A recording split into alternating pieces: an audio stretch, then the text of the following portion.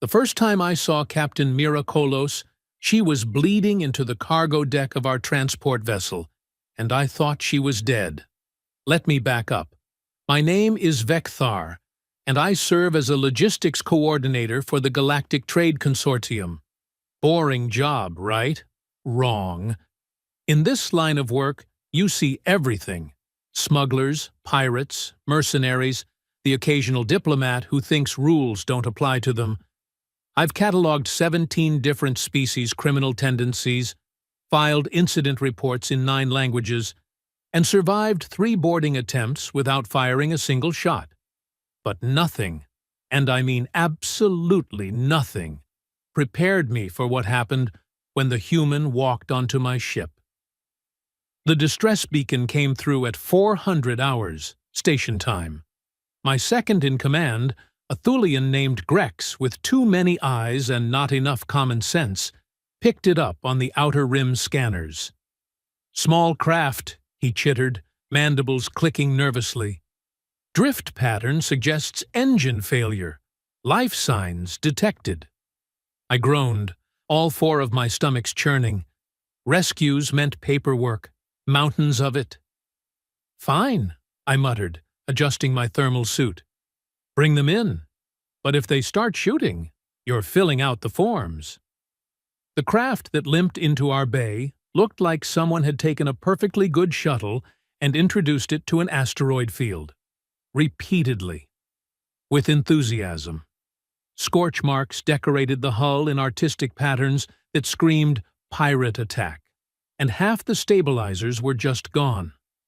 When the hatch finally creaked open, I expected refugees.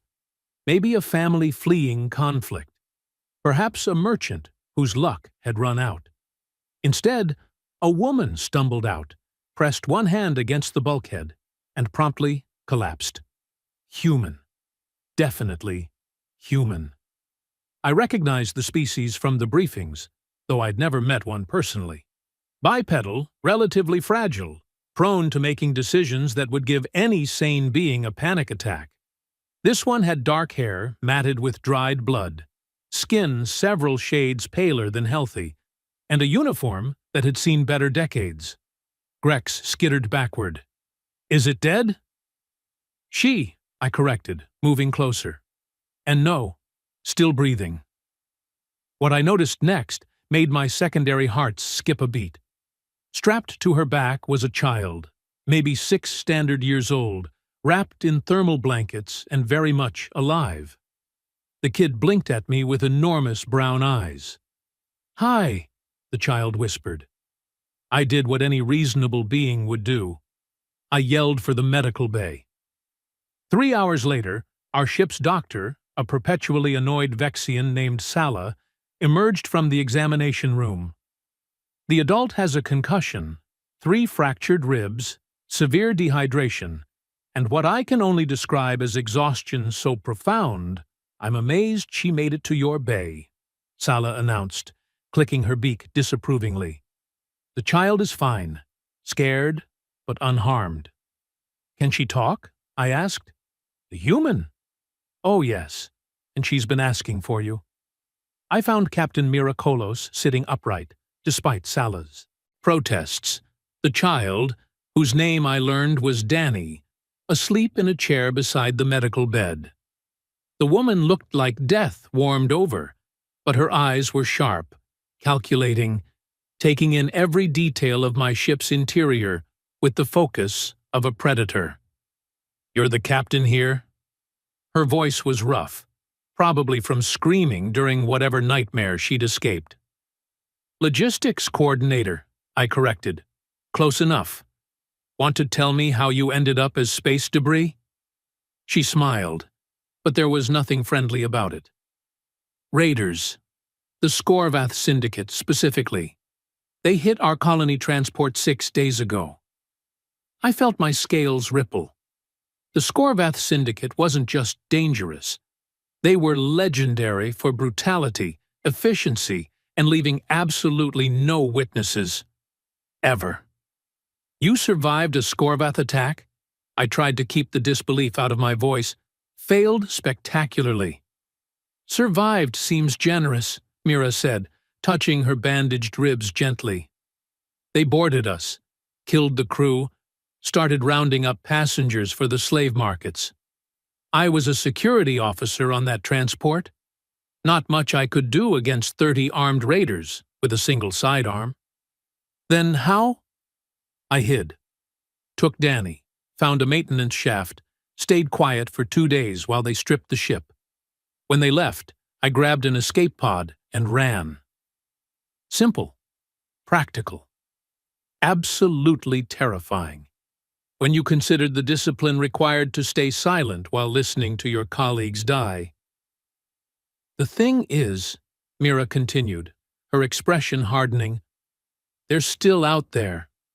3 hours ago, my pod's sensors picked up their base. It's on Velar Minor, the abandoned mining station. Grex, who'd been eavesdropping from the doorway, made a sound like a deflating balloon. You want us to report this to the authorities, yes? Yes. We report. We leave. We never speak of this again. Mira looked at him like he'd suggested breathing vacuum. The authorities will take weeks to assemble a response team. By then, the Scorvath will have moved their operation. And the 73 people they took from my transport? They'll be scattered across a dozen slave markets, impossible to trace. That's unfortunate, I said carefully, but not our problem. Make it your problem. The sheer audacity made me laugh. Couldn't help it. This human, barely conscious, outnumbered, outgunned, sitting in my medical bay making demands like she held all the cards. You're insane, I told her cheerfully. Genuinely, clinically insane. I run cargo routes. I file taxes. I do not attack pirate strongholds. Then help me steal a ship that can. Sala dropped her medical scanner. Grex made that deflating sound again, more emphatic this time.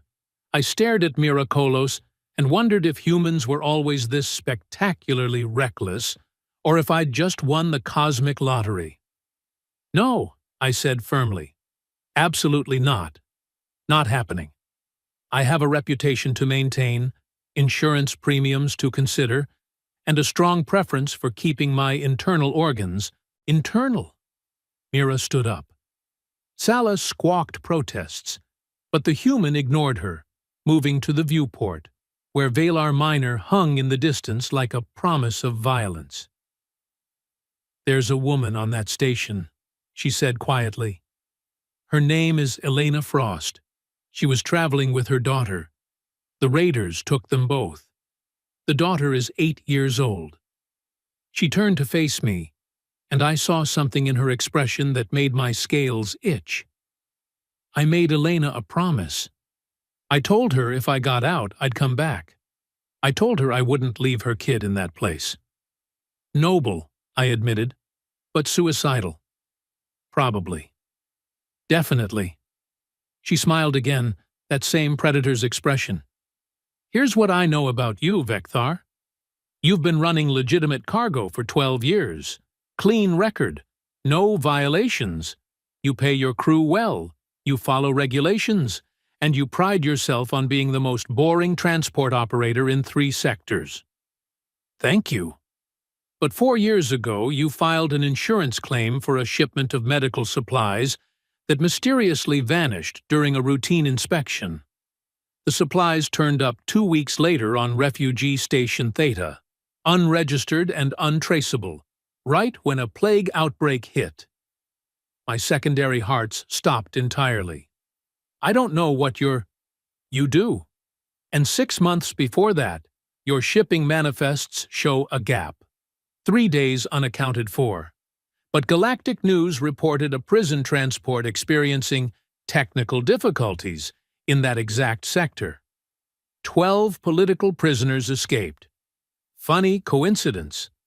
Grex's eyes all focused on me simultaneously. Captain? Logistics coordinator, I muttered weakly. Mira limped closer, and I realized she'd been studying me since she woke up, reading my ship's logs, accessing databases, profiling me with terrifying accuracy. "You're not boring," she said. "You're careful. You help people when you can do it without getting caught. You bend rules when those rules are wrong. And right now, you're calculating whether you can live with yourself if you don't help me." Silence filled the medical bay. Outside, stars drifted past, indifferent to our moral dilemmas. "One raid," I heard myself say, and immediately regretted it. We scout the station, we assess if rescue is even possible, and if it looks suicidal, we call for proper authorities. Agreed?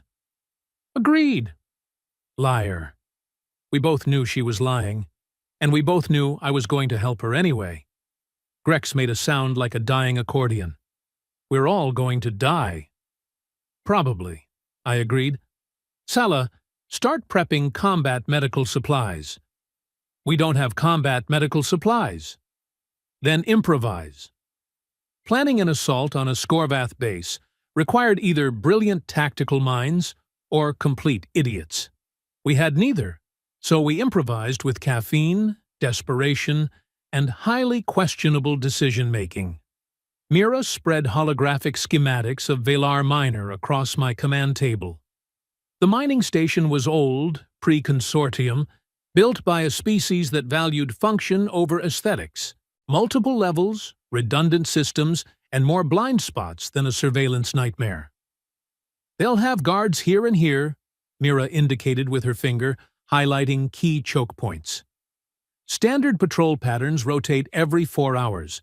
Prisoner holding is probably central, maximum security." "How do you know their patterns?" Grex asked suspiciously. "Because I've been hunting the Scorvath for 3 years." That brought me up short. "You said you were a security officer." "I was. Then they hit a colony where my sister lived. She didn't make it, so I switched careers." The casual way she said it, like discussing a job change rather than a vendetta, sent chills down my spine. Humans, I was learning, processed trauma differently than most species. "So you're what, a bounty hunter?" Sala asked. "Contractor. I specialize in recovery operations. The transport job was cover. I was tracking a Scorvath lieutenant when they hit us." I rubbed my face with both hands, feeling reality slip away. This keeps getting better. What else should I know? The Scorvath captain leading this operation is named Vorak Thorn. He's smart, ruthless, and doesn't leave witnesses. If we're doing this, we do it fast, quiet, and we don't give him time to execute hostages. "Fast and quiet," I repeated. "Storming a pirate base. Fast and quiet." "I've done it before." "How many times?" "Twice." "How many times did you survive?" She grinned, still working on a large sample size. Despite everything, I laughed. The sound surprised me. Maybe it was stress. Maybe it was the absurdity.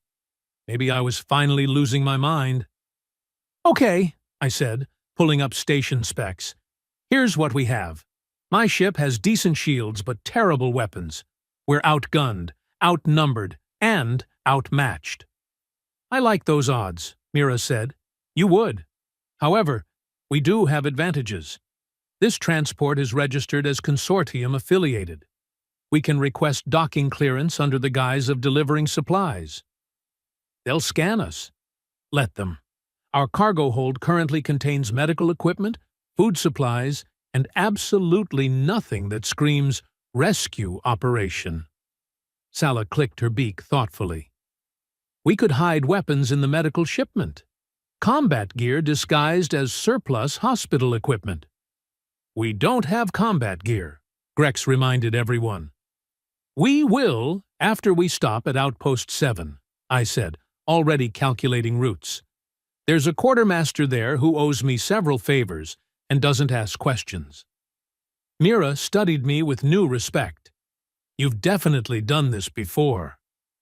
"I have absolutely no idea what you're talking about. Now shut up and let me plot a course before I remember I value my life." The approach to Valor Minor took 6 hours. 6 hours of tense silence, broken only by equipment checks, and Grex's muttering prayers to deities I didn't recognize.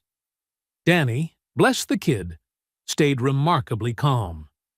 Mira had explained, in terms a child could understand, that they were going to help some people. The kid accepted this with the solemn trust children have, not yet cynical enough to question why adults do dangerous things. Velar Minor Station, this is Consortium Transport, Meridian's Grace requesting docking clearance, I transmitted, keeping my voice professionally bored. We have medical supplies for transfer. Static crackled. Then a rough voice, translated through universal protocols, but maintaining its threatening edge. Meridian's Grace, transmit cargo manifest and purpose. I sent falsified documents so convincing they'd fool most inspectors. Mira had helped create them, calling in favors from contacts I absolutely didn't want to know about. Medical relief for outer colonies, I explained. Your station is listed as an approved waypoint. More silence. I imagined Scorvath pirates debating whether to blow us up or rob us. Docking approved. Bay 3. Any deviations will be met with immediate termination. Understood. Meridian's Grace out. I killed the transmission and exhaled, realizing I'd been holding my breath. Friendly people, Sala observed dryly. The Scorvath specialize in efficiency, Mira said, checking her weapons for the 17th time. They don't waste resources on prisoners who can't be sold. If we're going in, we need to move fast. The docking procedure was textbook. No alarms, no sudden weapons lock, just the mechanical clunk of moorings engaging. Through the viewport, I saw Valar Minor up close, a sprawling structure of metal and shadows, where pirates made fortunes off others' suffering. Remember the plan, I said, voice low. We deliver supplies, assess guard positions, locate the holding area, and extract prisoners before anyone realizes we're not actually merchants. And if things go wrong? Grex asked. Mira smiled, checking the charge on her plasma pistol. Then we improvise, loudly. We stepped onto Valar Minor expecting violence, planning for chaos, and hoping for luck. What we got was so much worse. The docking bay was empty except for 2 Scorvath guards, both looking bored and slightly drunk. They barely glanced at our cargo as we wheeled it past, too focused on whatever gambling game occupied their handheld devices. Too easy, Grex whispered. He was right. Pirates didn't leave ships unguarded. Unless... It's a trap, Mira said flatly, hand moving toward her concealed weapon. Wait. The voice came from the shadows. A figure emerged, tall and armored, in the distinctive gray plating of Scorvath Command. Captain Vorak Thorn himself, judging by the rank insignia and the predatory way he moved. Vekthar of the Meridian's Grace, Vorak said pleasantly, like we were old friends meeting for drinks. Imagine my surprise when a consortium transport requests docking at my modest operation. Think fast. React faster. Captain Vorak, I greeted, keeping my voice steady. We weren't aware this station had changed management. Changed? Oh no. We simply borrowed it. Tell me, do you make a habit of delivering supplies to pirate strongholds? I make a habit of following approved routes and not asking too many questions. Vorak laughed, a sound like grinding metal. Wise policy. However, I'm afraid I can't let you leave just yet. You see, we have a small problem. He gestured, and more guards appeared, surrounding us with weapons drawn but not immediately hostile. One of our recent acquisitions escaped, Vorak continued. A human security officer, female, brown hair, stubborn disposition. You wouldn't happen to know anything about that, would you? Every instinct screamed to run. But Mira, standing slightly behind me, remained perfectly still. "Sir," I said carefully, "we picked up a distress beacon 6 days ago. Small escape pod, human occupant, child passenger, standard rescue protocol." "Of course, standard protocol." Vorak circled us slowly, studying each face. When his gaze landed on Mira, I saw recognition flash across his features. Then, impossibly, Mira stepped forward. "You're looking for me," she said simply. The station seemed to hold its breath. Grex made a strangled sound. Salah's beak clicked frantically. I calculated exactly how screwed we were and came up with numbers I didn't like. Vorak smiled. "Captain Kolos, I'm impressed. Most prey run. You walked right back in. You have something of mine." "I have 73 somethings. You'll need to be more specific." "Elena Frost and her daughter." "Ah, yes. The weeping woman and the tiny one. Both sold yesterday to a mining corporation, long gone by now." I watched Mira's expression and saw something terrifying. Not rage, not despair, calculation. The look of someone whose backup plan had backup plans. "You're lying," she said calmly. "You don't sell high-value targets that quickly. Especially not when you know someone might come looking. You keep them close as bait." Vorak's smile faltered just slightly. "Clever little human." "Where are they?" "Dead." The word hung in the air like a death sentence. But Mira didn't flinch, didn't break eye contact, didn't show weakness. "Try again," she said softly, and there was something in her voice that made the temperature drop. "Because if they're dead, you have no leverage, and if you have no leverage, I have no reason not to turn this station into scrap metal." Vorak laughed again, but it sounded forced. "Bold words for someone surrounded by my men." "Your men are standing in a docking bay," Mira observed, "next to cargo containers that could be filled with anything. Medical supplies, food rations, or, hypothetically, enough plasma charges to vaporize this entire section." My blood ran cold. She was bluffing. Had to be bluffing. Please be bluffing. "You wouldn't," Vorak said, but uncertainty crept into his voice. "I'm human," Mira replied, like that explained everything. "We have a reputation for poor impulse control." Silence. The guards looked nervously at each other. Vorak's expression cycled through anger, calculation, and something that might have been respect. "Level 9, he finally said. "Holding cells. Frost and her spawn are alive. For now." "Thank you." What happened next occurred too fast for my brain to process. Mira moved, faster than should be possible for someone with broken ribs. Her hand came up holding not a weapon, but a small device I recognized with horror as a disruption grenade. She threw it directly at Vorak. The blast wasn't lethal, just electromagnetic chaos that fried every electronic device in a 10-meter radius. Lights died. Weapons sparked and failed. Guards stumbled in sudden darkness. "Run!" Mira shouted, already sprinting toward the interior corridors. I ran. Grex ran. Salah ran. Behind us, Skorvath pirates swore colorfully in 3 languages and scrambled for backup power. We made it exactly 17 meters before the station's emergency systems kicked in and alarms started screaming. "So much for quiet!" I yelled over the sirens.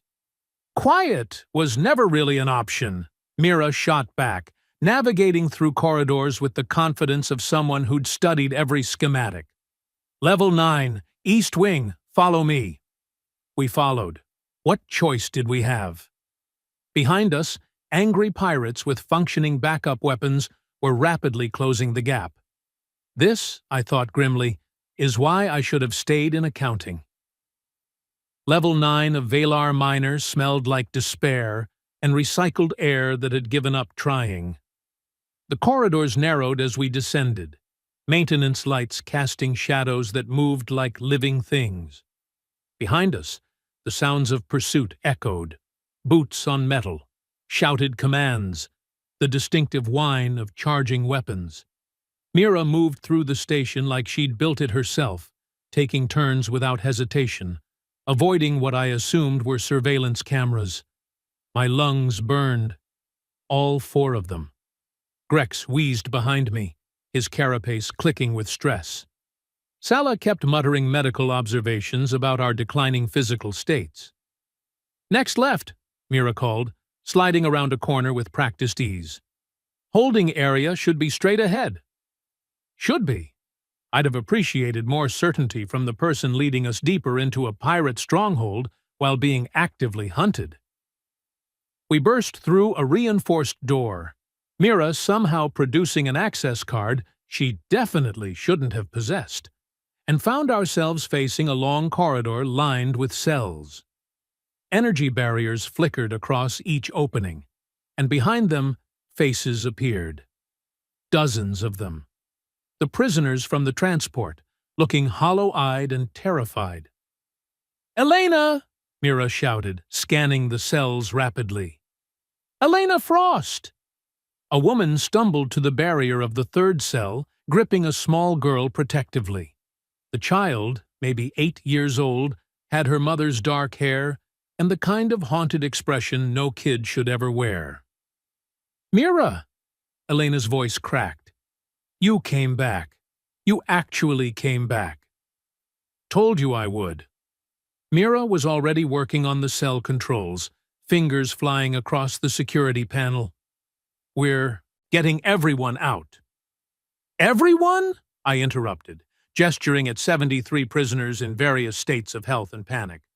"We have one ship, a cargo transport, not exactly built for mass evacuations." "Then we'll get creative." Mira bypassed another security protocol, and the first barrier flickered and died. "Start moving people toward the docking bay. Grex, you're on crowd control. Sala, triage anyone who can't walk on their own." "And what about the small army of pirates between us and escape?" Grex demanded, all his eyes wide with terror. Mira smiled that terrifying smile again.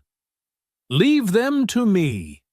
The first prisoner stumbled free, a Vexian male who immediately grabbed Mira's arm. Thank you. We didn't think anyone would."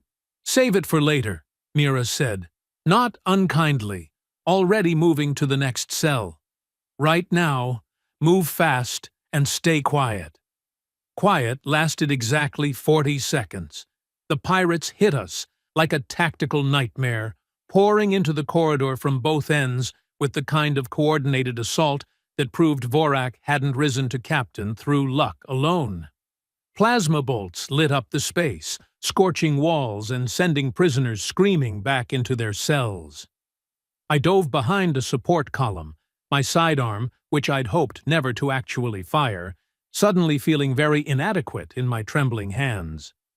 Beside me, Grex deployed some kind of defensive shield I didn't know he owned, muttering prayers that sounded increasingly desperate. Mira didn't hide. She stepped into the center of the corridor, utterly exposed, and opened fire with precision that defied everything I knew about combat. One shot, one pirate down, another shot, another target eliminated. She moved between cover points like water, never staying still, never giving them a clear target. "She's insane!" Grex shouted over the weapon's fire. "Agreed." I returned fire, hitting absolutely nothing. But effective. A massive Skorvath warrior, easily twice Mira's size, charged her position with the kind of roar that promised violence.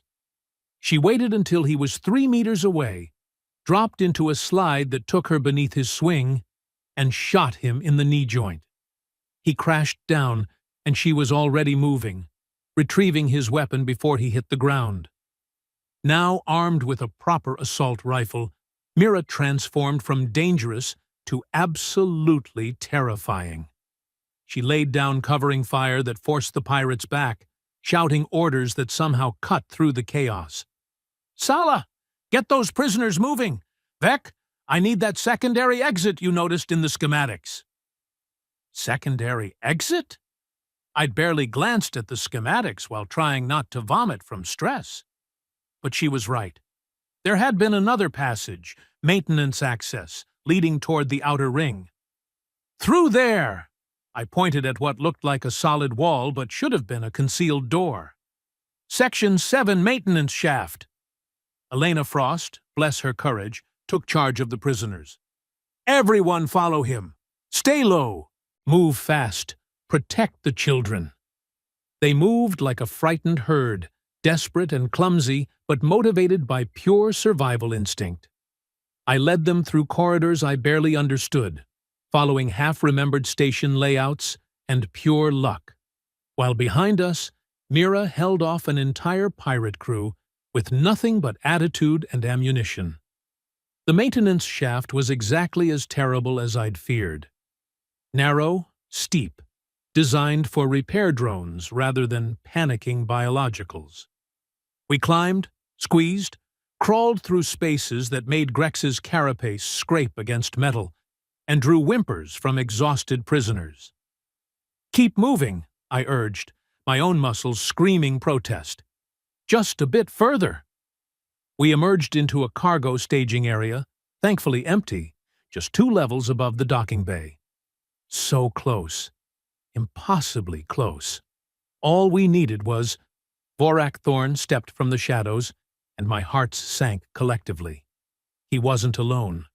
A dozen heavily armed pirates flanked him, weapons trained on our ragged group of escapees. The pirate captain looked remarkably calm for someone whose operation was falling apart. "Impressive," he said conversationally. "I underestimated you. A mistake I rarely make twice." "Let them go." Mira's voice came from behind Vorak, and the pirate captain froze. She'd somehow circled around during the chaos, positioned herself perfectly, weapon pressed against his spine. "Tell your people to stand down." Vorak actually laughed. "Or what? You shoot me, my crew kills everyone here. Stalemate." "Not quite." Mira's expression was absolutely serene. "See? I did some research on you, Captain. 3 years of hunting your operation teaches you things, like how the Scorvath Syndicate handles leadership failures." "Meaning?" "Meaning your second-in-command, Cracks the Bloodied, has been waiting for you to show weakness. Meaning, if you die here, in front of your crew, failing to stop a single human, Cracks takes over, and your legacy becomes a cautionary tale about underestimating prey." Vorak's posture shifted slightly. "You're bluffing." "Am I? Look at them." Mira gestured with her free hand toward Vorak's crew. "Look at their faces. They're already calculating. Already wondering if you're worth following anymore." I watched the pirates and saw exactly what Mira described. Doubt. The kind that erodes authority faster than any weapon. "You have 2 choices," Mira continued, voice perfectly level. "Let us walk out with these people, or die knowing you'll be replaced before your body cools. Pick fast. I'm getting bored." The silence stretched like torture. Vorak's hands twitched. His crew exchanged glances. Somewhere deeper in the station, alarms continued wailing. "Stand down," Vorak finally ordered, voice tight with suppressed rage. "Let them go!"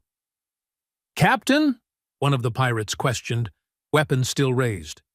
"I said stand down!" Vorak roared, and the authority in his voice brooked no argument. Weapons lowered slowly, reluctantly. "But hear me, human. This isn't over. The Scorvath, don't forget. We will find you. And when we do—" Yeah, Mira interrupted, already backing toward our group. "Revenge, vendetta, eternal hunt. Got it. Looking forward to it. Vec, get everyone to the ship. Now." We moved as one desperate unit, prisoners and rescuers alike, flooding toward the docking bay while Vorak and his crew watched with expressions promising future violence. Every second felt like borrowed time, every step an invitation for someone to change their mind and open fire. The Meridian's Grace sat exactly where we'd left her, beautiful and ordinary and promising escape. My crew, those brave idiots I'd somehow convinced to join this madness, worked frantically to prepare for immediate departure. "Load, everyone!" I shouted, rushing to the helm. "Forget capacity limits. Forget safety protocols. Just get bodies aboard." They poured into my ship like water, filling every available space. Cargo holds, crew quarters, corridors, anywhere with oxygen and room to stand. Elena Frost and her daughter made it aboard, Danny running to hug the other child with the resilient joy only kids could manage. Grex coordinated the chaos with surprising efficiency, counting heads and directing traffic. Mira came aboard last, backing through the airlock with her weapons still trained on the docking bay entrance, covering our escape until the very last moment. "We clear," she called. 74 souls aboard, Sala confirmed. "Medical bay is going to be interesting." "Seal it up," I commanded, already firing engines. "Emergency departure, no clearance, full thrust." The station tried to stop us. Magnetic clamps engaged, attempting to hold the ship. Vorak's voice crackled over communications, screaming threats and promises of retribution. Warning lights flashed across my console like a festival. "Engaging emergency release!" Grex shouted, hitting override protocols that would definitely cost us licensing fees later. The clamps disengaged with a screech of tortured metal. I gunned the engines, pouring every ounce of power into thrust, and the Meridian's Grace leaped away from Valar Minor like she'd been waiting her whole life for this moment. Behind us, the station's defensive batteries opened fire. Plasma bolts streaked past our hull, close enough that sensors screamed proximity alerts. I threw the ship into evasive maneuvers I'd only ever practiced in simulations, praying my aging transport could handle stress she was never designed for. "Shields at 60%, Grex reported. 50! They're gaining lock." "Not today." I yanked the controls hard, sending us into a spiral that made passengers scream and my stomachs contemplate rebellion. A bolt sizzled past our port side, close enough to leave scorch marks. "Hold together, beautiful girl." Mira appeared beside me, gripping the co-pilot station. "Can we jump?" "Not until we clear the gravity well." Numbers flashed across my console, calculating trajectories and escape vectors. 30 seconds. "We don't have 30 seconds. Then we make them." Another barrage, this one coordinated, bracketing our position with overlapping fire patterns. I dove the ship beneath their targeting solution, skimmed so close to a nearby asteroid that sensors registered hull contact, and pushed engines to 115% capacity. 20 seconds! The ship groaned. Somewhere deep in engineering, something exploded with a sound that promised expensive repairs. Passengers screamed. Warning lights turned my helm into a Christmas display of impending doom. 10 seconds! Vorak's voice cut through communications one last time. "You're dead, human! All of you! The Skorvath never forget!" Mira grabbed the transmit button, smiling like dawn breaking. "Then remember this. Remember the day a single human made your entire operation look foolish. Remember Captain Mira Kolos. And remember that next time you prey on the innocent, someone like me might be watching." She cut the transmission, turned to me, and nodded. "Jump!" I hit the hyperspace drive. Reality twisted. Space folded. The universe took our desperate escape and translated it into mathematical probability, and for one breathless moment, we existed everywhere and nowhere simultaneously. Then stars stretched, stabilized, reformed into familiar constellations. Valar Minor vanished behind us, replaced by empty space and blessed silence. "We made it," Grex whispered, like speaking too loudly might shatter the miracle. "We actually made it." The bridge erupted in cheers. Prisoners hugged each other, crying and laughing in equal measure. Elena Frost held her daughter, while Dany bounced between them, chattering excitedly about the adventure. Sala began coordinating medical care with the calm efficiency of someone refusing to acknowledge the insanity we'd just survived. I slumped in my captain's chair, every muscle trembling, and stared at the navigation console like it might contain answers to questions I hadn't yet formulated. Mira stood beside me, still watching the view screen, weapon finally holstered but expression unreadable. That was the most terrifying experience of my extremely boring life, I told her honestly, and I've filed taxes in 7 different jurisdictions. She laughed, actual genuine amusement. "You did good, Vec. Better than good. You saved 74 lives today." "We saved them. You were the one charging into gunfire, like physics was optional." "Hey, physics is more of a guideline anyway." She stretched carefully, wincing at her ribs. "Listen, about your ship. If you're going to apologize for the damage, don't bother. I stopped caring about my insurance premiums somewhere around the time we committed multiple felonies. I was actually going to offer to pay for repairs and upgrades, military-grade shields, better weapon systems, reinforced hull plating." I stared at her. "With what funds?" "The Galactic Bounty Commission pays extremely well for information leading to Scorvath operations. I just fed them Valar Minor's exact coordinates, operational details, and personnel manifest." She grinned. "Should be worth about 2 million credits. Figured we could split it." 2 million credits. I could buy a new ship, retire, open that boring logistics office I'd always dreamed about, live out my days filing paperwork and avoiding excitement. Instead, I heard myself say, "Or we could use it to upgrade this ship and do it again." Mira turned to look at me fully, surprise evident. "Seriously? After all that?" "After all that," I confirmed, surprising myself with the certainty in my voice. "You were right. There are people out there who need help. Pirates who think they can prey on the innocent without consequences. And apparently, I'm extremely bad at minding my own business. Plus, the adrenaline rush was kind of amazing, right?" Mira offered. "Terrifying," I corrected. "But yes, amazing."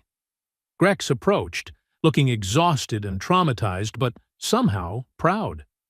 "So, what's our next move, Captain?" "Logistics coordinator," I corrected automatically, then paused. "Actually, you know what? Captain works. Captain of the Meridian's Grace, specializing in absolutely legitimate cargo transport and definitely not unauthorized rescue operations." "Definitely not," Sala agreed, clicking her beak in what might have been approval. "Though we should establish some ground rules if we're making this a habit. Like maybe scouting targets before charging in next time." "Where's the fun in that?" Mira asked, but she was smiling, and for the first time since I'd met her, the expression reached her eyes. Over the next several hours, we coordinated with consortium authorities, arranged transport for the rescued prisoners, and began the process of turning our desperate escape into official record. Elena Frost personally thanked each of us, her daughter presenting me with a drawing of our ship that I absolutely planned to frame. As the rescued passengers transferred to proper transport vessels, stories began emerging. Mira's reputation, already formidable in certain circles, transformed into something approaching legend. The human who'd walked into a Scorvath stronghold, freed 74 prisoners, and made the pirate captain stand down through sheer force of will. "They're calling you The quiet storm on the news channels, I mentioned, showing her the Galactic feeds where our operation was trending.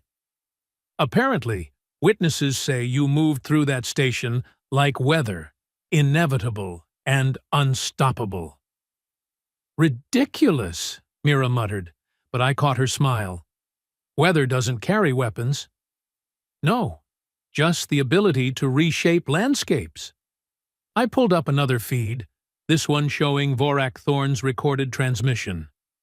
Also, you were right about cracks. 3 hours after we left, he challenged Vorak for leadership. Station reports indicate significant internal conflict. Good. Let them tear themselves apart. She settled into the co-pilot chair, looking more relaxed than I'd seen her. So, Captain Vekthar, where to next? I consulted my updated contact list, now significantly expanded thanks to Mira's connections. Well, I'm receiving signals about another operation. Slave traders working the outer colonies. Thought we might investigate. Sounds perfect. We sat in comfortable silence, watching stars drift past while my ship, battle-scarred and proud, carried us toward whatever came next. Behind us, 74 people were returning to their lives, traumatized but alive. Ahead, an entire galaxy of people who needed help, whether they knew it yet or not. Grex appeared with 3 containers of something vaguely resembling coffee. Thought you might need these. Also, engineering reports the jump drive is making concerning sounds. We should probably address that before attempting any more dramatic escapes. Add it to the list, I said, accepting the beverage. Right after upgrade weapons systems and install better medical bay. And maybe some actual combat training? Grex suggested hopefully. For those of us who'd prefer not to panic during firefights? Absolutely. Mira raised her container in a toast. To the crew of the Meridian's Grace, may we always be too stupid to quit, and too lucky to die. I'll drink to that, I agreed, clinking containers. Though I'd prefer significantly more luck and slightly less stupidity in future operations. Where's the fun in that? As Valor Minor disappeared behind us and new adventures waited ahead, I reflected on how dramatically my boring life had changed. 24 hours ago, I'd been a logistics coordinator, worried about tax forms and shipping manifests. Now I was apparently a hero, running rescue operations with a human who considered physics optional and danger a suggestion. My insurance company was going to be furious. But watching the rescued families reunite on my view screen, seeing Danny and Elena's daughter playing together like the trauma had already begun healing, I couldn't bring myself to care about premiums or protocols or the perfectly boring life I'd left behind. Sometimes the galaxy needed logistics coordinators who filed proper paperwork, and sometimes it needed logistics coordinators willing to throw that paperwork aside and do what was right. Consequences be damned.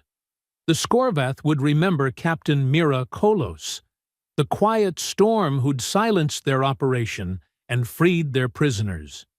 They'd remember the crew who'd followed her into impossible odds and emerged victorious. And somewhere out there, other operations were running. Other people needed help.